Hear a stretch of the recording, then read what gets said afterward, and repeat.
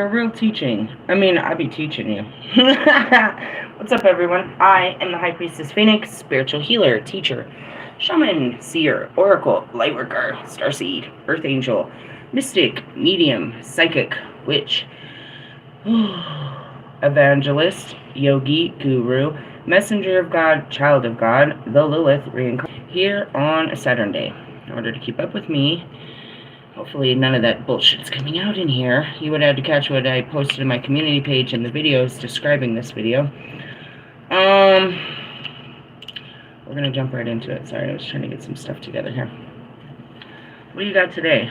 Oh, well, it started out as one thing. It turned into something so big, and it's been sitting here since the moment I got here. And the moment I set it up. Where did it start? This book. From nothing. It started from nothing. So Vishnavana Hindu, this is like a collection on Buddhists from a Vishnu Hindu perspective, right?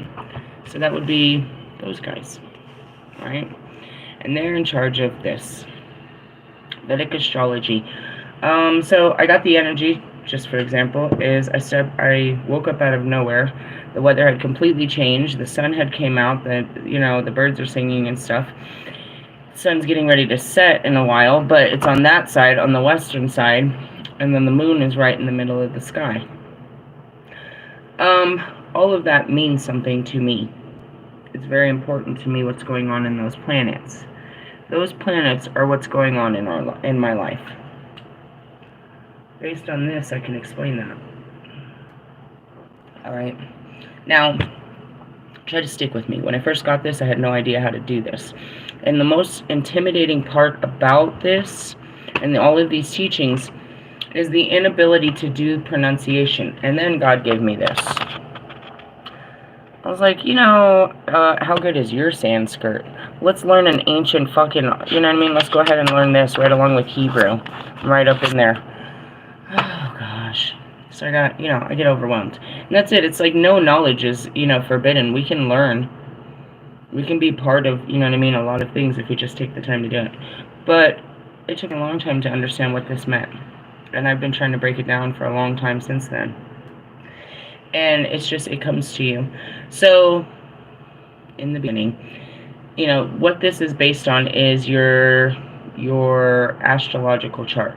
When you were born, based on when you were born, the exact moment you were born and where you were born, longitude and latitude, they know where the moon, where all the planets were in the sky. And based on that recipe alone, they know who you are, your star seed. They know where you came from in the stars and what you're here to accomplish.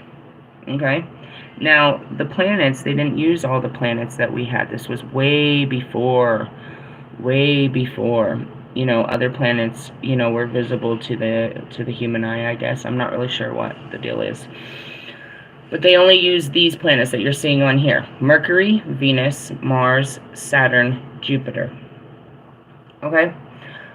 They talked about your north node and your south node. And then they had the sun and the moon. Okay, the north node, and that's like your north star. That's what they always say. You're always pointing north, meaning the wheel of life, always facing upwards. And that south node that's what it means, is you're going into your comfortability. So that's how that all looks, right? Now, just like Greek mythology and everything, their planets had a name, and it was represented by a god, and these are their gods, right? So the sun was represented to them, this is their understanding, right? So Greek gods had their understanding. Everybody had their own understanding.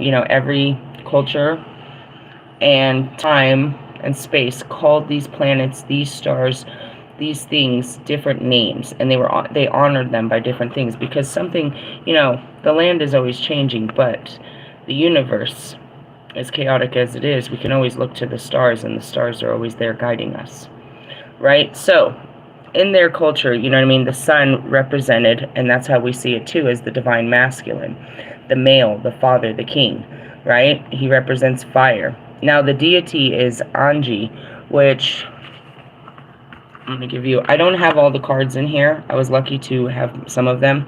But the god of fire. Okay, right? There he is. There he is. Everybody agree? So a good understanding of the sun. What does the sun give you?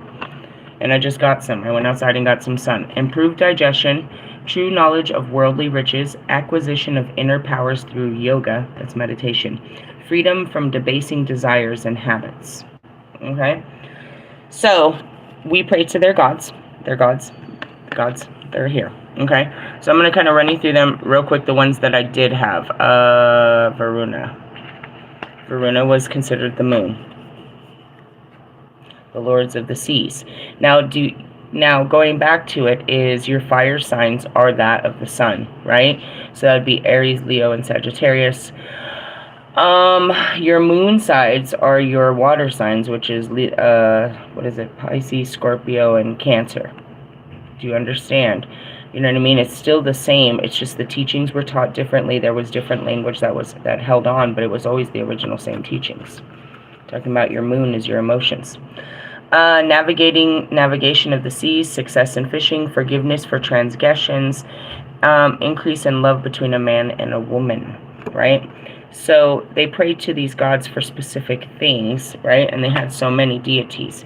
Going back to Roman, or, to the Greeks, you know what I mean? They had the god of war, the god of this, the god of that. And then you got, all of them. So they had many leaders to represent the godhead. How about that? Okay, so just kind of going through them all. These are the ones I had. I do not have Ganesh, but I do have this little figurine that I keep not bringing out. I also didn't have, who was it, Sabrama? I didn't have them. So anyways, that's some of it. So based on that, here's the chart, right? Here's your body, wherever the planets were, in the astrological signs of what they were. Here's these names, they get me all of them. So this is where we could tell what you were made of, right? The lunar mansions and their meanings, right? And then this was the chart of where we go through, obviously. So where are we right now? Aries. And then we go into Taurus. Depending on where you are in these three charts, this is what you're going through. All right? This breaks down the planets of the day, and that's why I say today it says Saturn, Saturday, grief. So Saturn would be ruled by who? Brahma. It's funny, I just saw him. Alright, so there's Brahma, the god of creation. On a Saturday, he instills creativity, overcoming infertility, happiness in the world, and aids in the learning process. Alright, so then you would learn, this is how we work with him in other different ways. He's the element of the air. Blue sapphire, the number 8. This is how you would know. There's more than just one. The metal would be iron. Direction would be facing west. Mercury and Venus are his friends. You know what I mean? Equals are Jupiter. Enemies are the sun, moon, and Mars. You know what I mean? So the beneficial aspects of Saturday, or, having this heavy in your chart, would be wisdom, introspection, morality, duty, integrity, patience, stability, modesty, renunciation, diligence, longevity. When well placed, it indicates a strong career. Maleficent characteristics include grief, sadness, pain, depression, laziness, obstacles, restrictions, irresponsibility, inability to make decisions, misfortunes, shallowness, and poverty. This is that's what we overcome on a Saturday. Does that sound familiar? Every Saturday we're overcoming some type of grief or sadness, pain, depression, laziness, obstacles, restrictions, irresponsibilities, inabilities to make decisions, misfortunes, and shallowness. Our days are very well laid out. And then I can pull out the Wicca calendar that shows you how they occupy our hours. So your thoughts are programmed by an hourly countdown, dude. Meaning you're going to be in your mind during these 2 hours, twice a day. You're going to be in your freaking, in your fire. You're going to be in your this and that. Yeah, it's pretty awesome, I suppose, in the essence. So there's all that. I had to give you something, and there's too many somethings. There's a bunch of people here. We're going to throw some more pictures up at you. Right? Why? Because I'm going to read some stuff, and you need something to stare at. Now, how do you know this? I didn't study it, bro. It's all inside of me. I have to get to a higher understanding to be able to translate for them. So I have some old books here. And then I have some new books. Self-Realization. And they're by the same person. You see, Swami Prabhupada, whatever. See? Again, we're not pronouncing it properly. I assure you of that. And it's disrespectful, and that's why I try to avoid their names. So I'm going to pull out some scriptures in here, not the Sanskrit. Turn to a specific page, but I want to show you the pictures before that page. Okay, here's the dude that wrote all these books, right? He was channeling messages from Krishna himself and from everywhere else, right? These are some images. So there's Lord Krishna descends to the material world from the anti-material world and speaks the Bhagavad Gita to his friends and disciples Arjuna. I could not find a card for Arjuna, which I found very unusual. So I believe, you know what I mean, these weren't a full deck. I got this deck somewhere else. I just feel like he should have been in here. Same with Ganesh. Thus giving complete information of his superior energy. And that would be like Hermes. He came and gave him, told him, Krishna told him everything. He was like a guide. He was like Dante. He was going into battle, is what we started this story, right? He was going, hey, you look nice. Except for, can you get dressed so we can go to the stores and shit? I know. I see that. Anyways, going into this, it's like he went to go reclaim his family's rights and stuff. It's a long-ass story. And so, Krishna comes and tells him the way of life as he goes to take this journey through life. 1486, Lord Krishna appears as Lord Seer, okay? His most liberal and munificent form to spread the Sanskritian movement of singing, dancing, and chanting the names of God. This goes back to, why are you making music? Music activation is spread through all times. The crap that you guys are creating is very dangerous. You're spreading devil music if you want. Alright, the infinite universe with the entire infinite planets are produced from the Brahman indulgence emanating from the transcendental body of Mahavishnu. Alright, where you at, Brahma? Damn it, bro. I just had your face up there. I don't know where I put his card. There he is. Alright, the God of creation, the maintainer of the universe. There's and as we get into the Pleiadians and as you start to understand God's, tree of life, there's the seniority, it's like, whoa, they go way up. But it's not like it's not like a patriarchy that you guys have, it's a unity. That there needed to be so many, as God's army to, maintain all parts of it. So as much as he is the maintainer of the universe as well, and different realities, bro, they serve as the same functioning purpose, but not necessarily the same energetic frequency, but basically made of the same thread. Alright, so going back to this talks about how the God of creation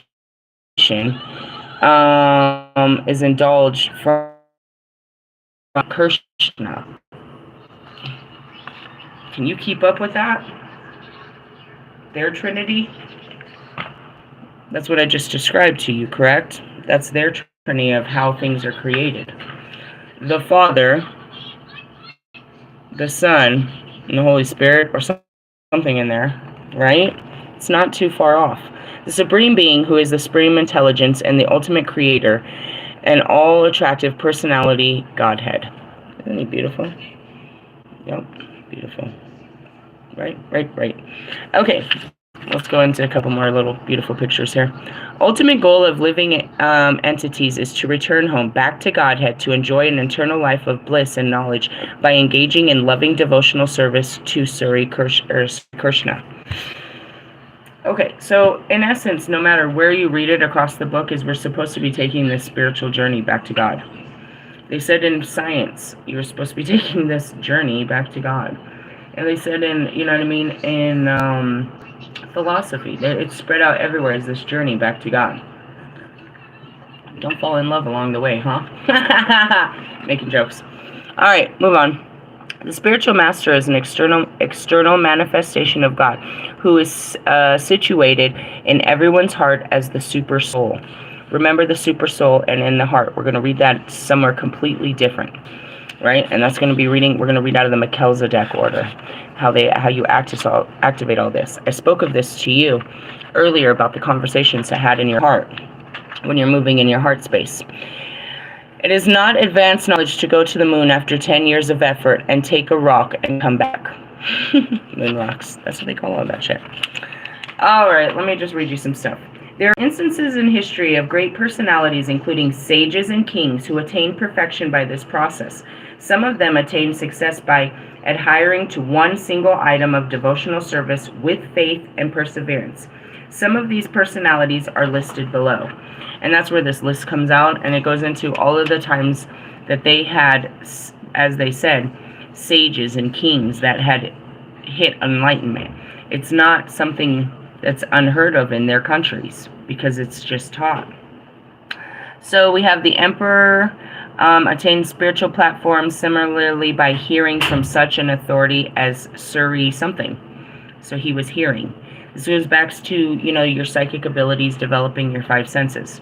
Seer somebody else attained the same simply by recitation. What is this word? It's broken in half. Recitation verbatim of the transcendental message which he received from the great father Seer something. All right, so all he did was interpretate. He just, he was a recorder. He said everything he heard. So you have one that got it from hearing, one that got it from translating. All right, Emperor so-and-so attained spiritual success by remembering the Lord constantly in pursuance of instructions by Seer something, the great saint and devotee, meaning it was passed down. All he did was remembering the Lord constantly, and that's how he obtained it. All right, so then we got Lakshmi. Where you at, girlfriend? The goddess of good fortune. Lakshmi, the goddess of fortune, attained success simply by sitting and serving the lotus feet of the Lord. King Prithu attained success simply by worshiping the Lord. Arkurua, I think I saw him somewhere. I don't know where. Maybe I don't have him. Oh, sorry. The charioteer attained success simply by chanting prayers for the Lord. That means just making music for the Lord. Hanuma, that's where I saw. Where are you at, Hanuma? Okay, forgive me. They're all here. Hanuma, the famous non-human devotee of Lord Sri Ramacha, attained success simply by carrying out the orders of the Lord, just doing what the Lord said. Arjuna, the great warrior, attained the same perfection simply by making friends with the Lord, who delivered the message of the Bhagavad Gita to enlighten Arjuna and his friends. Emperor Bali attained success by surrendering everything unto the Lord, including his personal body. There are 9 standard modes of devotional service to the Lord, and a candidate can choose to adapt any 1, 2, 3, 4, or however many he likes. All the services read to the absolute are themselves absolute, and none of these quantitative or qualitative differentiations found on the material platform. On the spiritual platform, everything is identical with everything else. Although there is a transcendental variation, Emperor whatever adopted all above 9 items, and then he attained perfect success.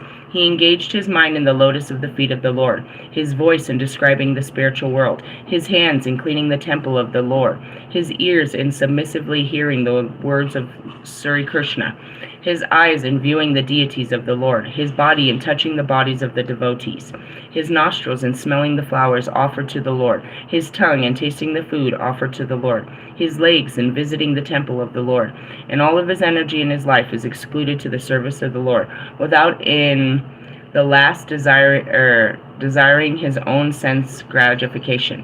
All these activities helped him attain the perfect stage of life, which defeats all the detection, of material science. Therefore, incumbent upon all human beings to adapt these principles of spiritual realization for the perfection of a life. A human being's only obligation in spiritual realization. Unfortunately, in modern civilization, human society is too busy charging or discharging national duties. According to national duties, social duties, and humanitarian duties are obligatory only for those who are merit of spiritual duty. As soon as a man takes his birth on earth, not only does he have national, social, and humanitarian obligations, but he also has obligations to the demigods who supply air, light, and water.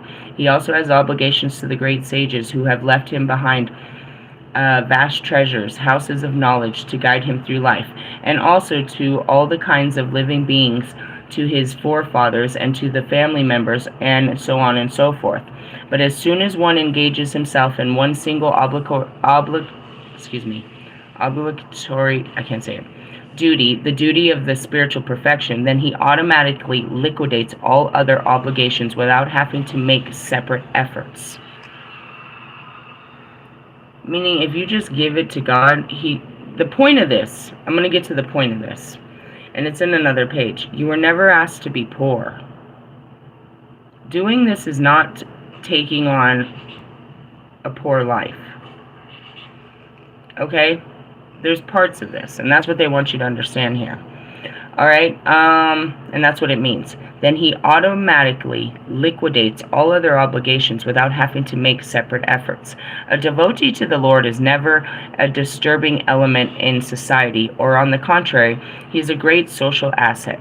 Since no severe devotee is attracted to sinful action, as soon as a man becomes a pure devotee, he can do inestimable, selfless service to society for the peace and prosperity of all concerned in this life and in this text. But even if such a devotee commits some offense, the Lord himself rectifies it in no time. Therefore, there is no need for a devotee to cultivate materialistic knowledge, nor does a devotee need to artificially renounce everything and live as a hermit. He can simply remain at home and execute devotional services smoothly in any order of life. And there are instances in history of extreme cruel men becoming kind-hearted simply by the execution of devotional service. Knowledge and abnegation follows automatically in the life of a pure devotee without him having to make extrained efforts. Okay. Going back to me and my situation, you will need to make sacrifices and take adventures, but he's not going to ask you to be what I am. He might ask you for more. He might ask you for less. But that's what it is you need to hear him. You need to move in it. You need to keep your eyes on him. You need to keep your ears on him. You need to keep yourself in his word. They teach you about that in Christianity as well. They teach you that in all religions, is keep close to God. Don't let the things of man fool you. Don't follow them. Don't do what they say. Don't listen to that. You know what I mean? In the essence, it comes all back down to a big fat full circle of listening to your heart. Right? Now, we're going to leave the journeying to the other planets here. And I want to go into this book, The Science of Self-Realization. We're going to turn to understanding... this wasn't it. Understanding Krishna and Christ wasn't fully it, because this was talking about... Is this the one that was talking about food? Christ? Okay, no, this was it. Alright, listen to this. Christ, Christians, and Krishna. Okay? Guys? Yeah.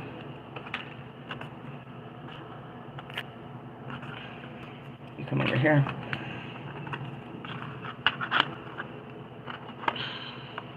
Two gods. Are they apart from each other? Because we live apart and we've built these boundaries against, that say that these gods don't exist together. They don't coexist in time. That one was real and one was not real. Where are we at in the belief system here? Okay, let's start.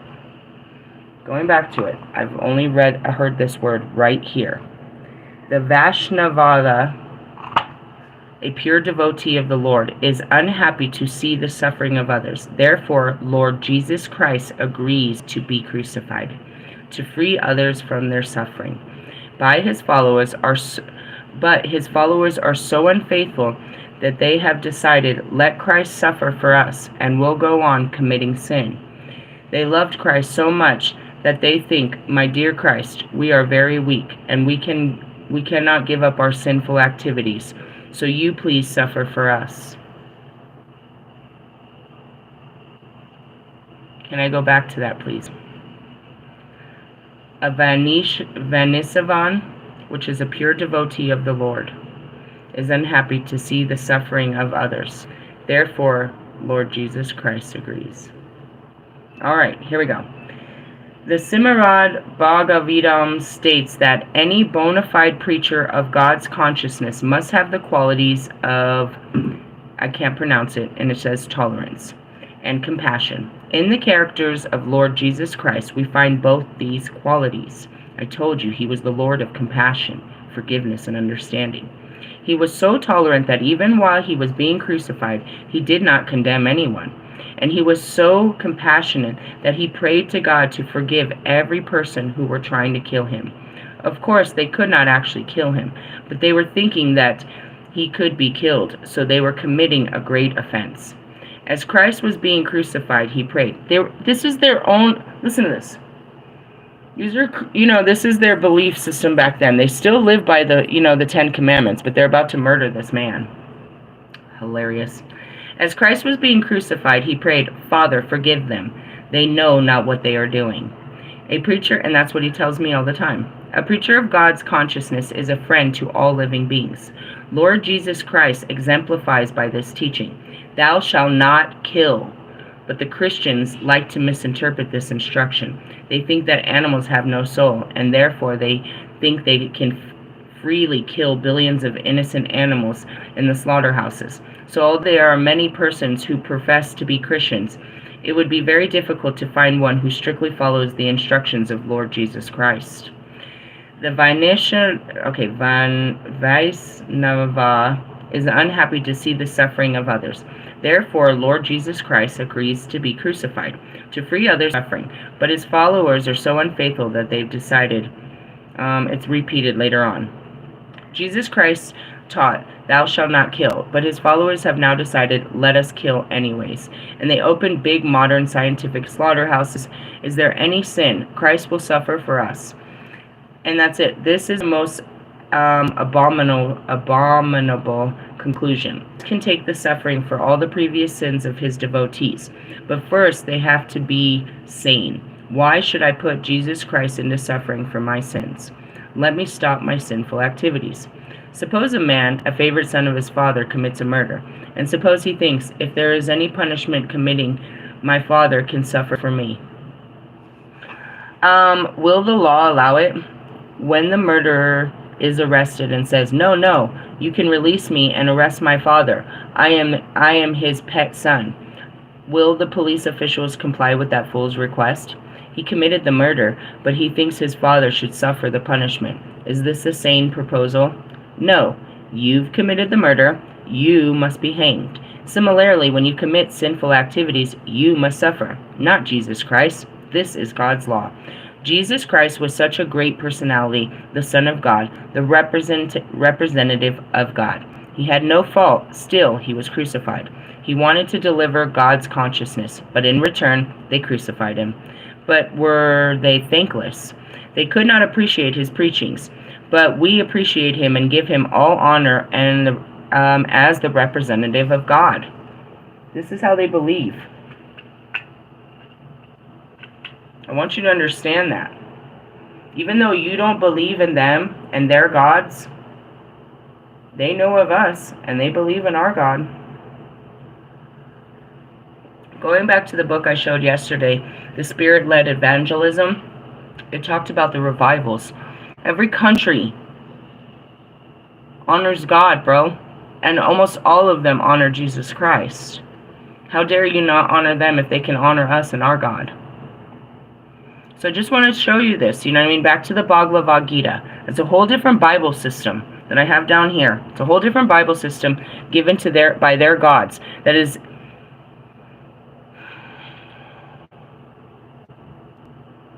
there was never division between our gods. You created division between their people. But the gods taught you to embrace all people. And now you've become gods and long forgotten it and made the ultimate god, which you call the devil or Satan. You made a god. You worship and you idol a god that does not exist. You've given him all glory over your life. No longer is it your ancestors and our God that's pushing you to greatness. Now it's some fucking dark entity out to get you and destroy your family. You live in fear of a false entity, and I pray to all. The devil does not exist, but yet you've been taught to fear this God above our God, above all gods, has power and dominion over your life.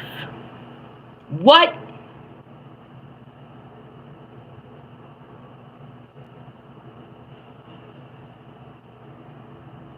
So, God is coming back to show you who is God. I want to point this out, and all of these teachings that I will show you, they all knew he's coming back to judge you. You judged him unfairly. Your ancestors did, and you still do it to all people alike.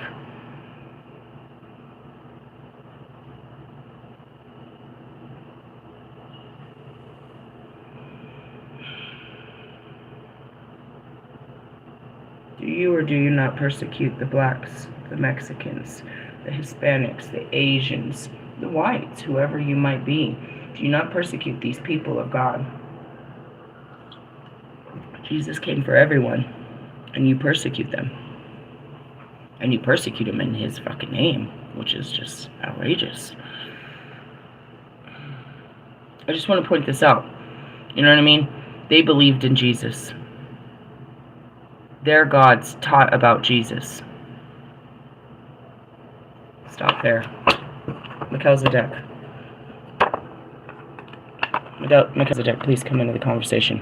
As I tell you, these are my ascending masters who I work with. Melchizedek. This is Daniel. He tells this story. This is his story, his testimony to being awoken and developing the church or the order of the Melchizedek based on his visions. What is the Melchizedek order? The teachings of Melchizedek, a totally balanced, authoritative incarnation of Christ prior to that of Jesus. What is Krishna? Christ is a consciousness that lies within all people, all things. And it was shown, you know what I mean? He showed us how to exert this goodness that lies within us. So this whole book, as strange as it may be, you know, that we're going to go into, we're going into ages, epochs, and dimensions, all knew about Christ. Okay. The Pleiadians, which is a star system, and this goes back to ancient Greek teachings about the Pleiades, you know what I mean, the seven sisters, and Zeus, you know what I mean, those stars, just like the planets that had names, those stars were representation of deities. From those deities, it was created a civilization of beings who transmit information, just like the Melchizedek order, just like those that study all of them as a channel. You know, Jesus got information from God, Moses got information, Joseph, we all got it directly from the Godhead himself. They, in the stars, talk about the Christ consciousness that's happening right now. All of this that I bring to you is to get you back to him. And they spoke of it in all different languages of all different times. Our whole purpose, our whole existence, was to become spiritually evolved. Spiritually, to walk in the spirit and not in the flesh. I done messed all this up. I did. It was already kind of funky-fied. All of this, I just, you know, I get overwhelmed. What am I teaching you? That God lives in all things. And he lives within you. and the battle to get back to God. This channel is going to be dedicated, you know what I mean, specifically to the understandings of, you know what I mean, mysticism, religion, philosophies, and science, which is Metatron. It's taking over my channel. Sounds very cool, right? He's taking over this channel. The healing, what I do best, we're going to take to Patreon, where I'm going to do those daily, where we're going to have to dig up these healings. We're going to have to dig up, you know what I mean, your thoughts and stuff that keep you away from your spirit. You're walking in your flesh. Now, circle back, circle. Let's go back to the Palladians. Alright. I'm going to read this right here. The Palladian approach to spirituality involves full-body cellular enlightenment and or ascension. In other words, the goal is not to leave your body and transcend the physical. The goal is to transcend your belief in and fear of limitations of the physical plane. On a Saturday, we face our fears and our beliefs. We're constantly pushing the limits of your brain.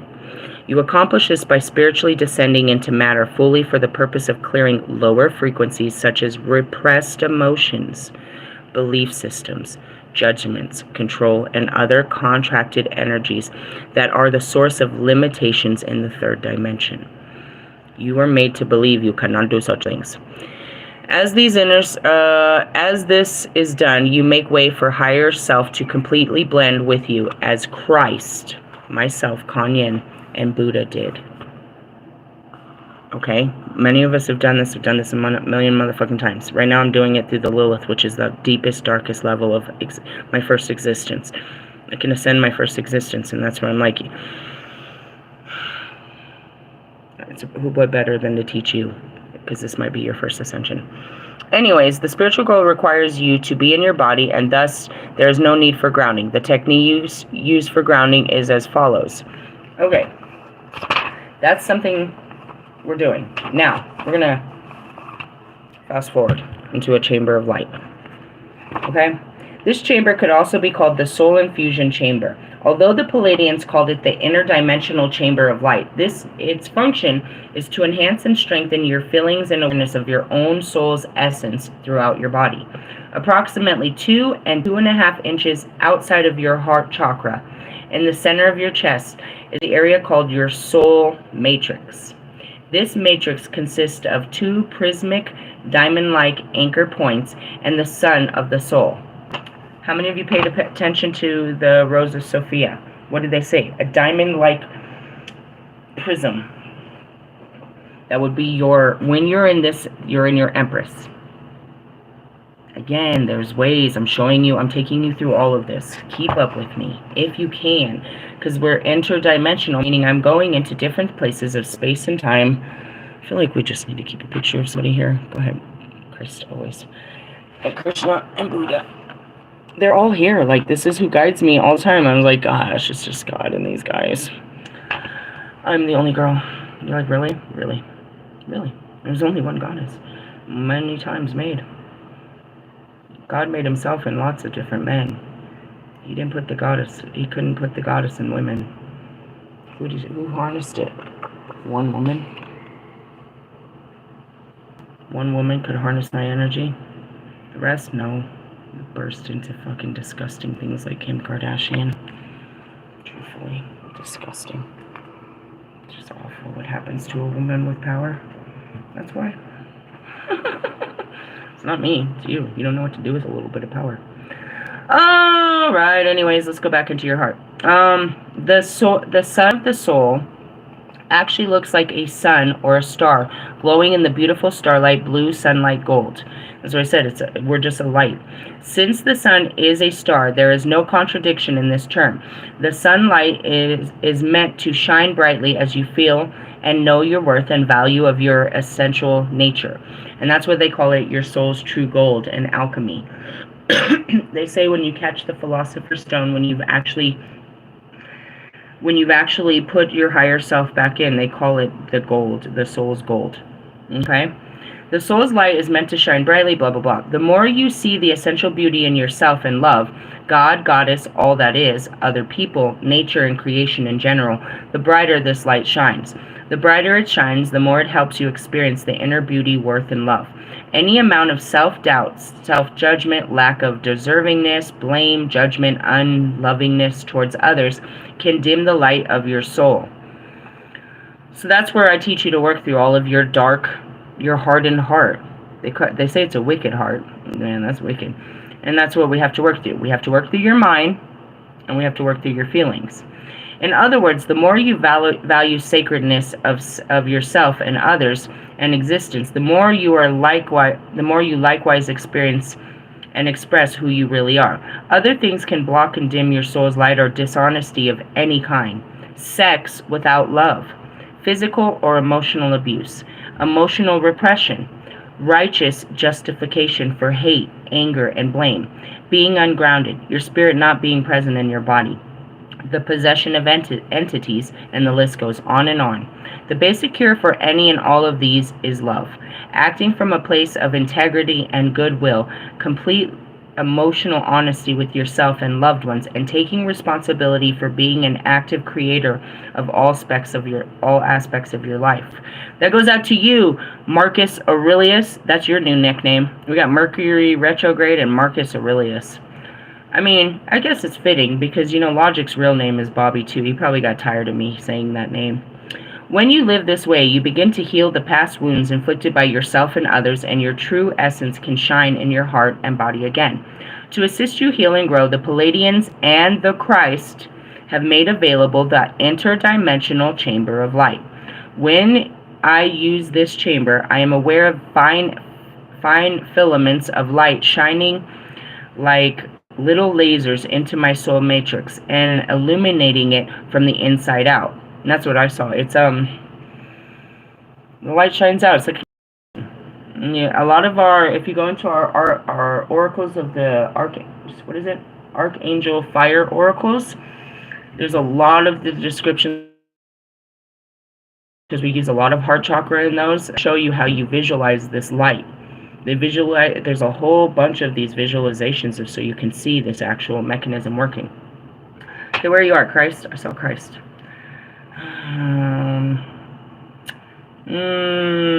Where was I? Oh yeah, the light coming in is somewhat akin to sunlight that shines inward, and that's what happened when I went outside. What happened?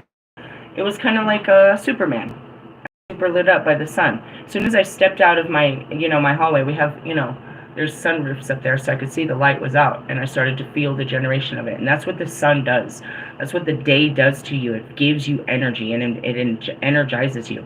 So today we had it was a snowy, dark, gloomy morning. I didn't catch no sunlight. I didn't catch no energy. I was just working off my own, and I burnt it all out. Then I step out, and I'm stepping in the sun. I'm like, oh, it's bright. But then as soon as I step out of my car, I look straight up, and there's the half quarter moon. I was like, oh, lovely, lovely. Anyways, going back into this, something about your light. God, that's the light. Let's see. This sunlight is so concentrated at the core of your soul that it accentuates the natural tendency of your soul to shine outwards. Now, what does that mean when you're in your sun? What's your sun sign in your birth chart? That means I'm a Sagittarius. So when I'm in my sun, I'm feeling very optimistic and adventurous. So I went outside. I figured, I was like, all right, come on.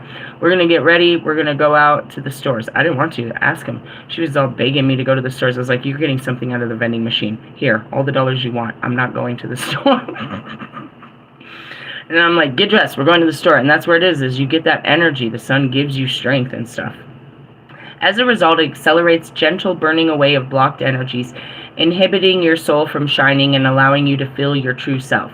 Whether these energy blocks are from self-hatred, judgment, abuse, damage, and other sources, the Chamber of Light strengthens and enables your own soul's light to burn through them. At times when using this chamber, I feel this clearing in my body as a gentle pressure or low-grade pain. Alright, I'm going to stop right there. What the fuck are we talking about? Places to put your mind. Truthfully, there's a bunch of them. There's gonna be a bunch of these chambers. It's like, do you go to them? Maybe when I go to sleep. I've never seen no chamber of secrets. Sorry. I'm being a jerk. Where is this place? It's in your mind. You picture it, you visualize it, you go there. That's why I don't do visualizations with you. So that was in that. We were talking about the Chamber of Light. Again, I was showing you that the Palladians taught this woman. She's talking to aliens, and she also is talking to Christ, and she's all talking. They confirmed it on live TV. They confirmed aliens are in the sea. How about just a mermaid? Why can't it just be a mermaid? It could be the Kraken. I just want to point this out. It's like, imagination was not imagination. It was deemed as imagination to take away from the power that it could have possibly had in your life. No, that's not real. Aliens aren't real. They're not real. Don't worry about it. They're not real. They're not real. They're not real. They're not real. They're not real. They've been telling you that for how long, dude? Almost 100 years now. They're telling you this shit ain't real, and you guys done seen them we've seen them. There was nothing else to see but the stars. We saw them motherfuckers all the time moving around. They came and talked to us. Do they talk to you? They talk to this bitch. Do they talk to me? They put shit in my back. They abducted me and put some fucking thing in my back where they just load me with information. True story. I have it documented where I have this vision. Again, it's a vision that I'm on a table and there's these beings and I'm freaking out. It's around Christmas of 2022. And all I can see is fucking Kobe. I'm like, what is happening? Next thing I know, the moon comes out and I'm all having epileptic seizures and I don't know what just happened. I still don't know what happens till like later and they try to explain this to me because it was like so scary. And the essence is like, yeah, I'm connected, but not like they don't come and, walk up in my world. Have I seen them in the sky? One time. I saw them one time in the sky. I saw a spaceship go through the sky. But as far as like seeing them, not really. I mean, communicating, perhaps. I don't know. I communicate with everything. I don't really put a face on it. Unless I tell you, I'm seeing, but normally I'm just hearing some shit. Meaning, they're just behind me talking to me as I'm reading. Like, shut up, I hear you. No, I'm not singing that song. And then they get and push it out of my, out of my vortex and shit. Yeah, a lot going on there. Which part did I lose you?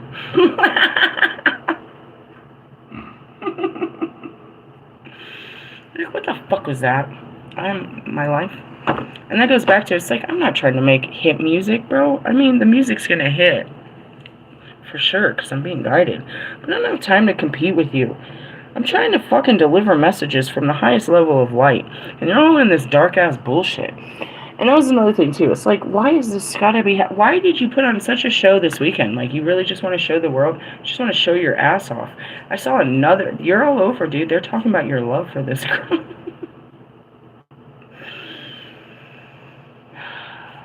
I guess. I don't know. Whatever. I just want you to go away. Like, I really got to the point, like, you could, like, totally just erupt a fucking total disaster on him and fucking, take their lives now. I feel like they're just annoying me at this point. Like, I give full permission for you to take their lives. In the essence of, your life means nothing to me. I don't feel like you have a fucking purpose, bro. Jesus Christ might, Krishna, God, whoever the fuck, Lilith, bro, Lucifer, you can stay in the pits of hell. You're done now. Go back to wherever you came from, bro. And take your little dog with you. Kind of how I feel about the bullshit. I just follow order. I'm allowed to have my opinion. And my opinion is, I wish you would just die.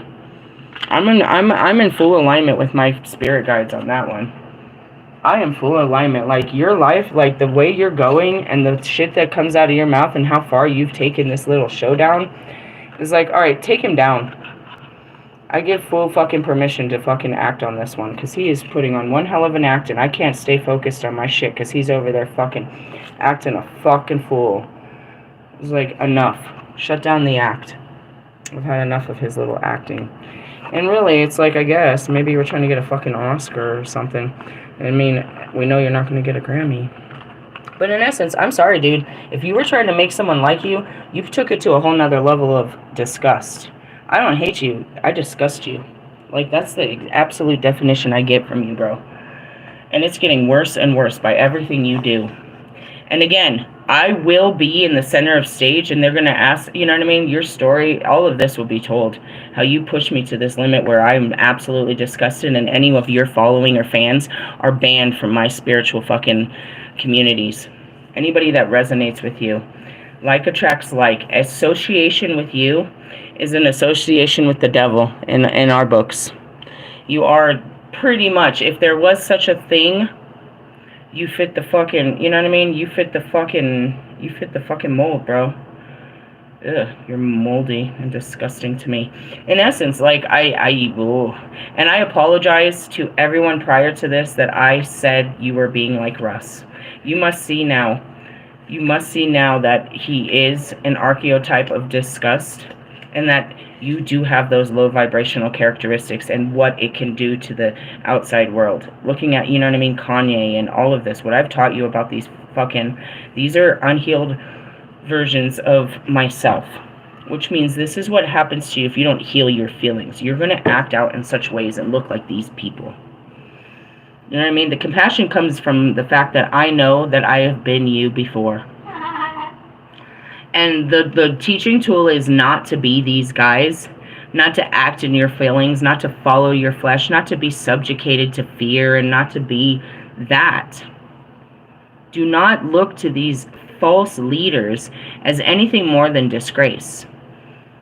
I have fully pulled apart each layer of these celebrities, one by one, for you to see them for the nothingness that they are, and how far they will go to lie to you.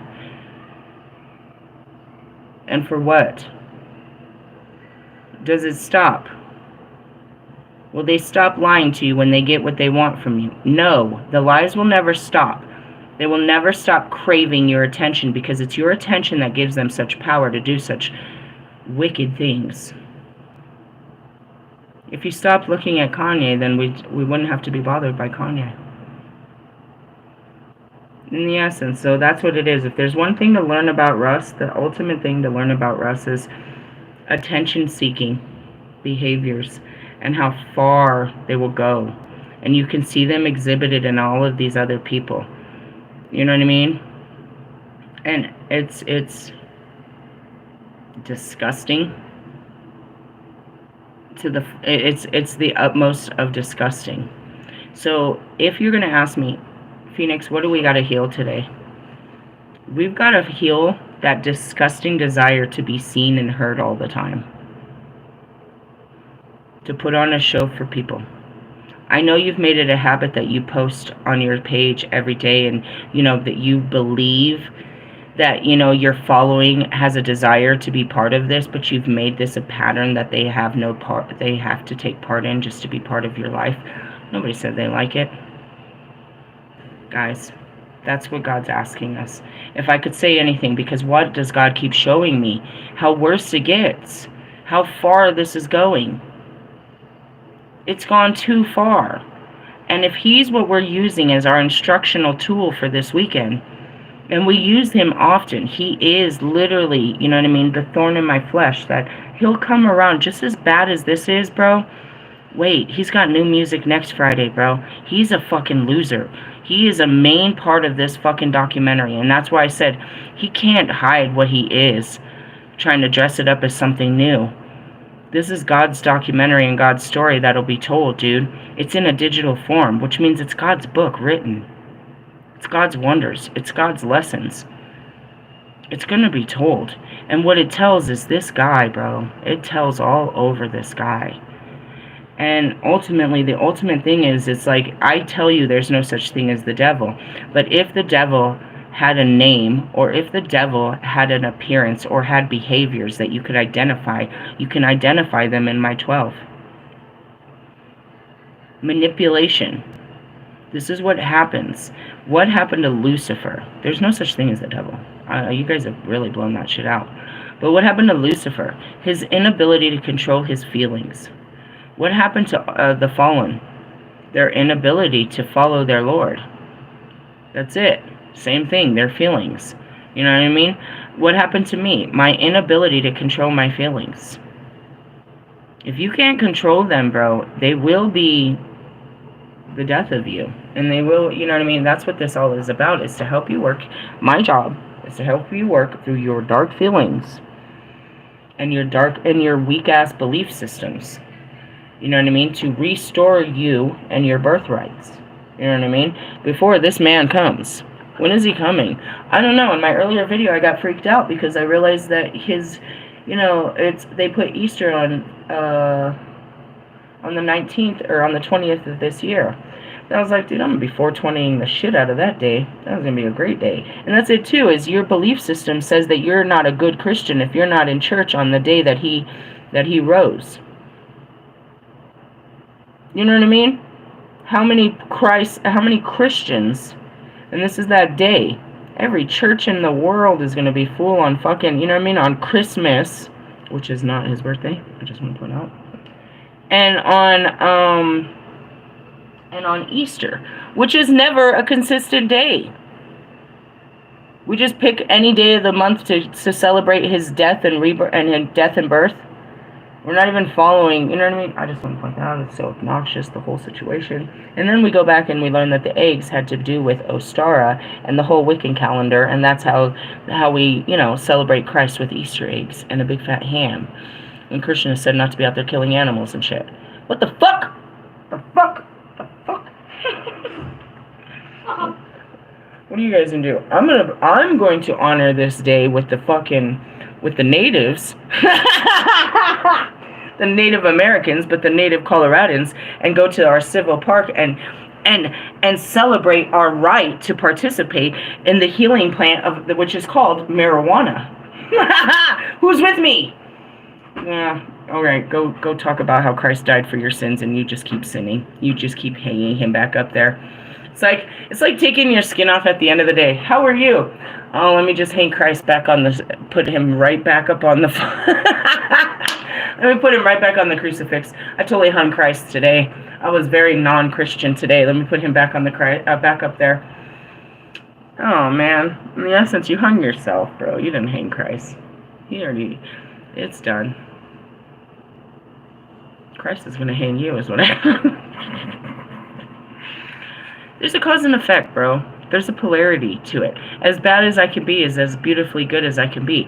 As good as he can be, he has to be. It's not even bad. With all things light is all things dark. He came as the light, but now he brings the dark days. You must know his story. It's spread out everywhere. And that's it too. It's like, when is this supposed to happen? Are you not paying attention? Did you read the story? According to the story, it's happening right motherfucking now. Right now. For how long? 35 years? We broke down that fucking how many days and shit. We got 35 years of this. Nobody saw that, right? I don't know. But that's why it's important to walk with the Spirit now instead of walking through 35 years of hell with everybody else, following them into hell. He delivers us. That's that voice inside of you that tells you where to go and when to go and keeps you happy and fed and protected. You know what I mean? That's that Spirit that told, you know what I mean, Mother Mary when to go, where to give her birth. She was always provided. And going back to this, I wanted to talk about materialism. Just going back to it, is he's not asking you to give up and be poor. That was in here too. What was that? It's another teaching, I guess, another day. There's all of these. Look, I have all these pages. Like, I'm really trying to teach you everything all the time. What is this? Your higher self connection. Ascending masters, angels. Yeah, we started here. That's where we started. We didn't get too far. But again, it's all about, you know, knowing yourself. And not trying to build yourself out, but yeah, break yourself down and apart and into a million pieces. This is, it says right here. When the divine axis alignment in accompanied by the opening and awakening of your divine call and by your living in spiritual integrity, you are ready for the step-by-step descension of your Christed self into your physical form. In readiness for ascension when your time is right. Bringing your higher self into your body through the tube of light is very blissful and vitalizing experience. Okay, so through my documentary, you're going to watch me descend into the darkness and start filling up with light as I'm still going through the darkness, which is, you know, I had to go into, you know, the dark, that's that journey that, you know what I mean, Dante described. We go to the pits of hell only to come through the layers of it as light. You become lighter and lighter as you come until you're the ultimate light. But then you have to keep coming back through the, you know, the pits of hell, which is basically just reality. I'm fine. I'm in the light till I go out into reality, and now it brings me back into my own shadows, demons, darknesses, devils, whatever. The world is not the world. The world feeds us energy. We feed off of the energy of the world, and when you go outside, it's all darkness. Darkness becomes you. So you need to learn to not match the darkness, meaning not become dark with the darkness, but be a light in the darkness. How do you do that? Well, we just talked about it. You got to take that trip from the 20-centimeter trip from your brain to your heart. We have to dive deep, dark into the darkness of your thoughts and your feelings to open up your heart space. And that's where all that Akashic records and shit's going to start coming into play. You're going to start... Your higher self is fragments of all different times and space. You have many parts of yourself that have been here. They're all just waiting to be awoken within you. The last thing I shared earlier... It's like nobody ever. Me. I want to buy a sword. I have a feeling, dude. I can feel it in my hand. How heavy the sword is. I can feel it. I can see I still have it in my elbow. That's why I have these weird elbows. I can feel how I can swing this sword like I've done it for fucking lifetimes, bro. I could cut the shit out of motherfuckers, bro. I need a sword. I know I could do this. I remember. My arm remembers. My body remembers. I have never picked up a sword in this life. Never. But I can feel what my body, you know what I mean? What my soul knows that I can do with a sword. And that's it. It's like, I don't even own a knife. Literally. I don't even own a knife. We're using plastic silverware on this bitch. In the sense of, where'd that come from? It's a soul recognition of who you were before you got here. And you start embodying your higher self, which was who you were before you got here, bro. And that's where I tell you, I'm working through my Isis energy. But now it's not even anymore where I'm going through shades of it. It's like I've integrated my past lives. And that's what the Krishna teaches you a lot about, is integrating all those past lives into one life, becoming whole again instead of fragmented in a time. Every life you go to, you have the parts of you from your previous lives guiding you through this life, which is what they call your higher self. It's not one self. Put back together, yeah, you are one, but you're fragmented in all different times and space. You came in how many different times? How many times have you lived here? How many parts of yourself are drifting out in the universe or inside of you that need to be reclaimed? And are they really personality traits of the identity you think this person is, this name of yourself, this life? Or are you great from the lives you had led before? That's what makes you all wise. Are you so powerful in this life, Russ? Or does your power come from the lives that you had before, and that you're too busy living this life to inherit what you were before? Or maybe you are exactly what you've always been. I'm talking about Lucifer. Did you, Russ? I can't tell you. Only had one life with you, my friend. Did you ever leave hell in any of your lifetimes? Have you ever done this? I have memories of all of them. I can see them. I can relive them stronger than the memories that I have of this life. How does that happen? Your mind. We got to clear out your mind. Your mind is full of thoughts of this life. Once you clear out the thoughts, you take that journey and you stop using all your energy through your mind, your divine masculine, through your mind, your logic. Once you clear all that out and you take that trip into your heart knows all things. My mind is telling me, bitch, if you get a fucking sword, you're gonna get arrested. That's like a weapon and you can't have that. My fucking heart, it knows that I can fucking do all great things. Probably shouldn't have that. My logical mind is like, you cannot have a fucking 2-inch sword in the fucking parking lot swinging and practicing your fucking skills. They're gonna call the police. Yeah, I know logically I need to go in the dirt and do this, but I know I can do this. Why? I just need to show myself that I have it in me. What are you trying to show the world, Russ? that you have in you. Marshall, what are you trying to show the world that you have in you? Lewis, what are you trying to show the world that you have in you? Bobby, are you trying to show God that you're a good man and that you love your wife and that you take care of your children? You don't have to show him or anyone, but that's not what makes you a good man. Going back to these men, it's like, you know, you have these ideas, these regulations, these belief systems of what makes you, you, and what makes you good enough for God and for other people. That's not true. You're not made up of any of that shit. This is a bunch of thoughts and shit. I mean, the extreme, the polar opposite is Kanye believes some weird shit. He has put this, that's where your imagination runs wild. Destructive, if you will. And again, Russ believes he's in love. He's told that this is what love is. And this is how it feels, and this is how you act. Who am I to say? I guess, in essence. I don't know. But going back to it is you just got to figure out, you know, all of this comes down to this whole chart is you were here to spiritually evolve. In order to spiritually evolve, what I teach you to get to all of these places in time and space is to deal with your heartache. Okay? So there's their speciality and then there's my speciality. They specialized in a different message. My message aligns with their message, but this is the message that you need to hear is we need to deal with your pains and sufferings. In order to do any of this to be all-powerful is we have to release our painful memories and our painful feelings towards the painful life that we have lived.